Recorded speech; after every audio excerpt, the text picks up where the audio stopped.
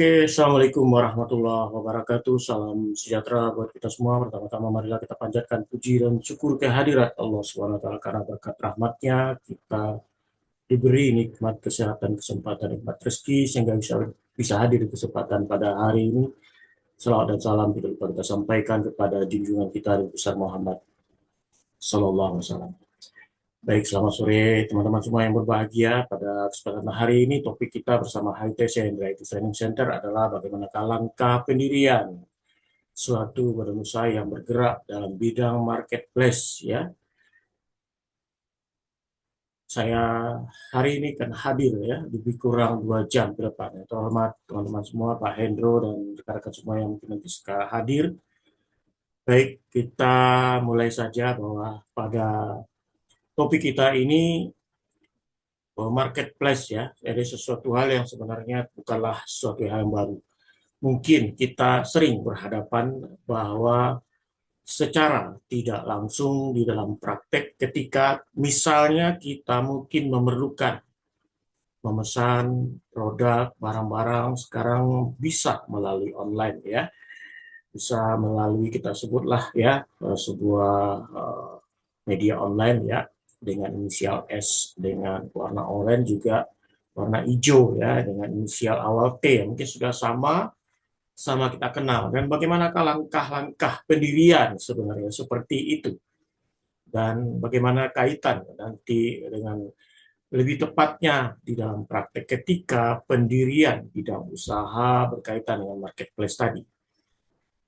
Topik kita kali ini yaitu beberapa hal subtema pembahasan yang dapat kita bahas di kesempatan sore hari ini bahwa ada beberapa hal yang kita lihat di sini dimungkinkan ya suatu usaha yang nanti bergerak dalam bidang marketplace ini apakah bentuknya PT atau perseroan terbatas ataukah perseroan komanditer atau bisa jadi adalah koperasi. Bagaimana kaitannya lebih tepatnya tentunya kalau kita lihat pada kesempatan. Mari sama-sama kita lihat mekanisme dan aturan atau pemahaman terhadap usaha marketplace ini kita kaitkan dengan peraturan perundang-undangan ya. Kita lihat bahwa kalau kita lihat ya di pembahasan kita di kali ini kita akan membahas yaitu pertama adalah bagaimanakah pemahaman dan aturan tentang marketplace. Yang kedua, badan usaha apa yang bisa didirikan dengan marketplace.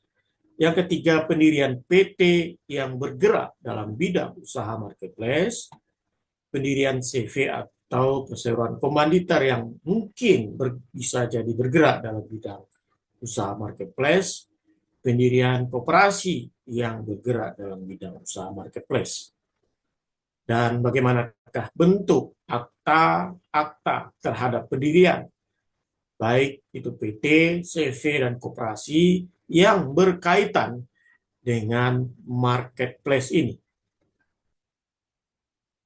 Kita harus melihat dulu ya pengertian, pemahaman asal kata, muasal kata marketplace ya dari bahasa Inggris kita lihat adalah gabungan dua kata yaitu market dan place. Market dalam bahasa Latin disebut mercatus yang berarti tempat perdagangan dan kegiatan jual beli barang dan jasa.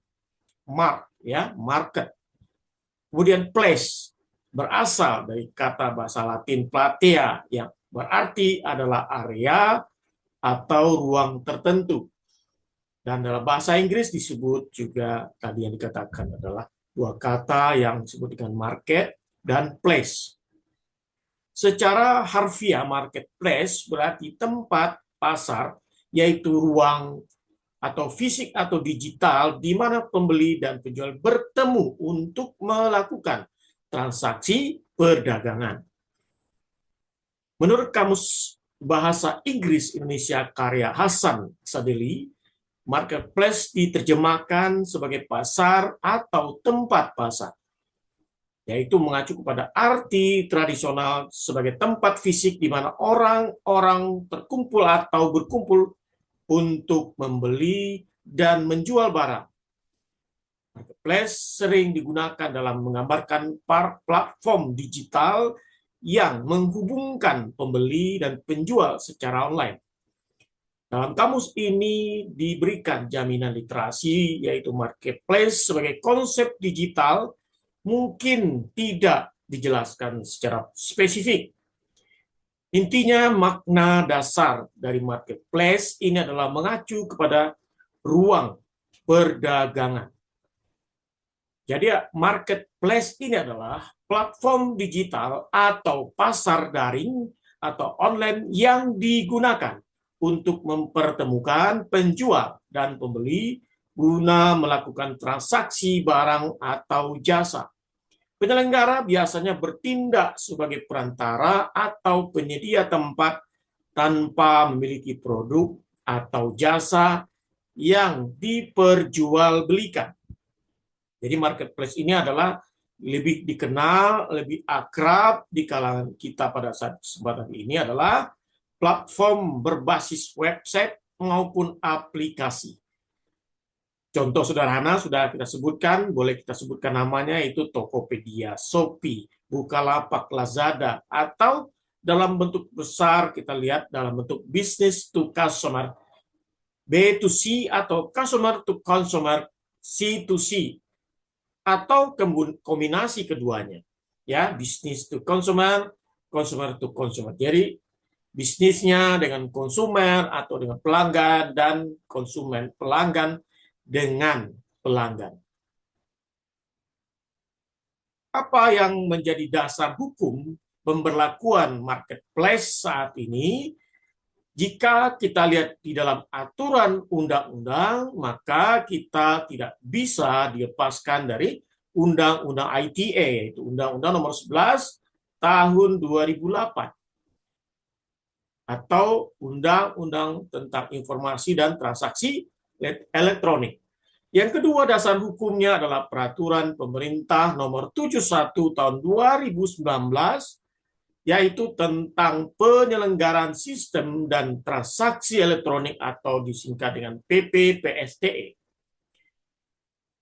Juga kemudian diatur oleh Peraturan Pemerintah Nomor 80 Tahun 2019 tentang perdagangan melalui sistem elektronik atau PMSE. Peraturan Pemerintah tentang perdagangan melalui sistem elektronik, PPMSE.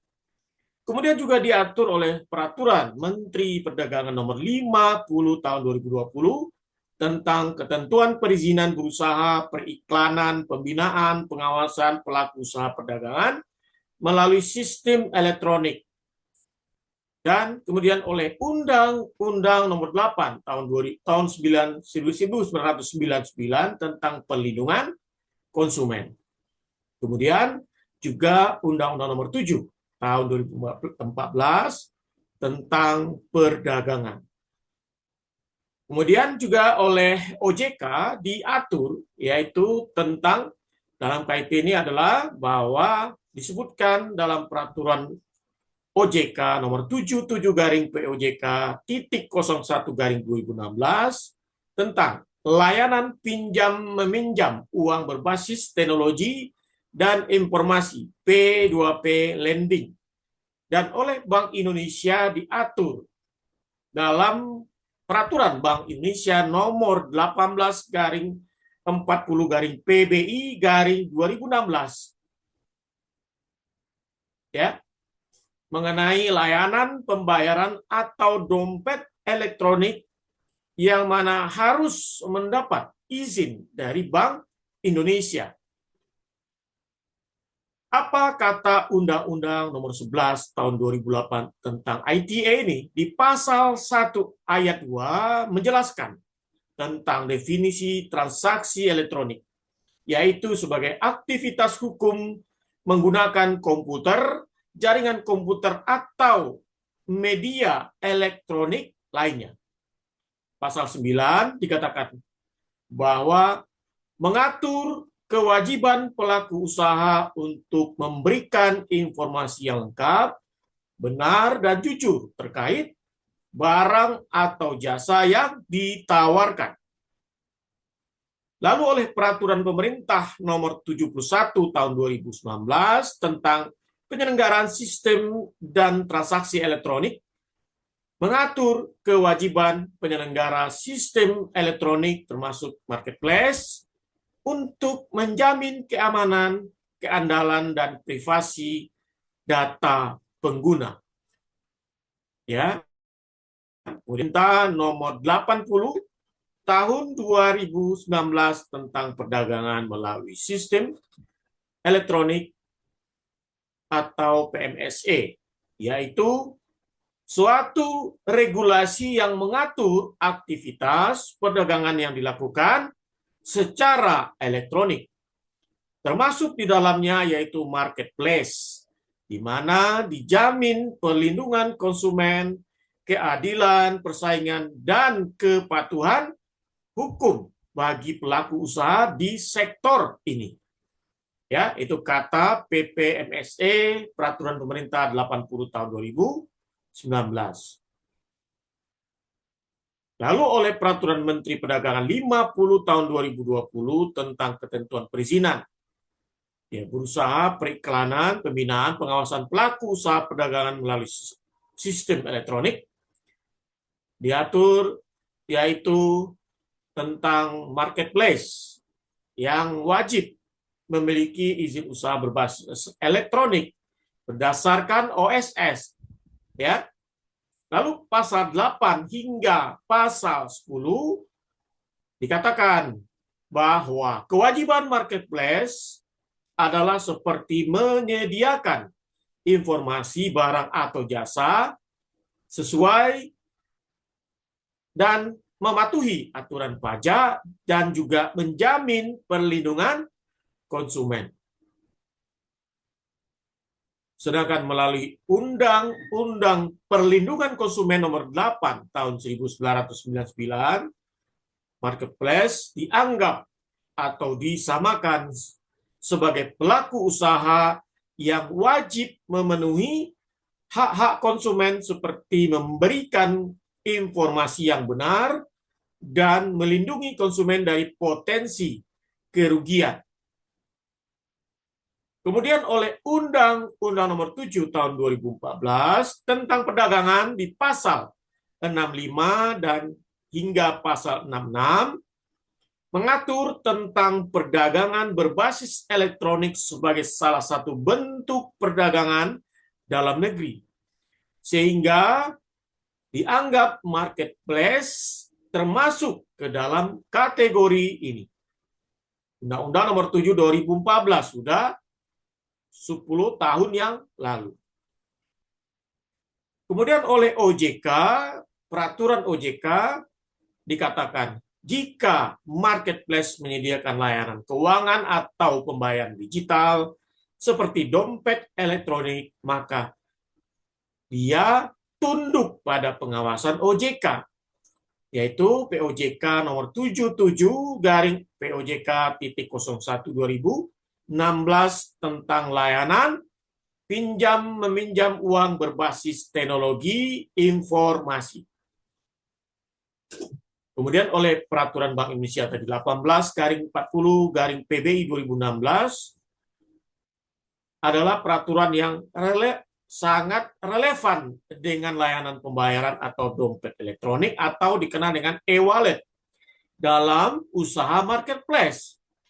Karena di situ mengatur aspek-aspek operasional, perlindungan, dan pengawasan sistem pembayaran di Indonesia.